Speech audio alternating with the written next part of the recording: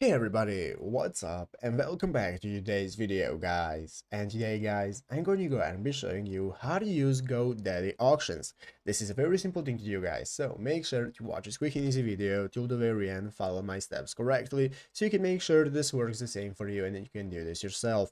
But yeah guys, let's get straight into it. So the first thing you want to do is go ahead and open up the official GoDaddy website right here, godaddy.com if you haven't already. And after opening up guys, you'll be greeted by this main page right here, which is the homepage of GoDaddy, where we can get started with logging into your account in the upper right corner. So go ahead and log in. If you do not already have an account, just go ahead and get started with creating a new one. And after logging in, you'll be greeted by this main page right here, which is the homepage where we can get started with logging in a domain name. We can find all the products and services we have and so on.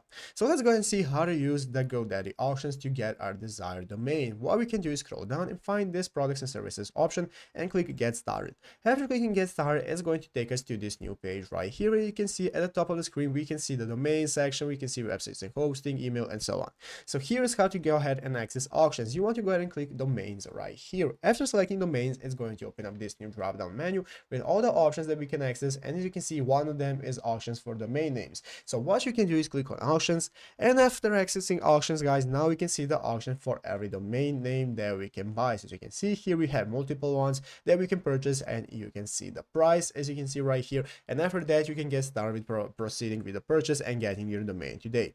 But yeah guys, basically that is how to do it. So I hope this video was helpful. If it was, make sure to leave a like and subscribe to the channel. So you guys, thanks for watching, take care, and bye.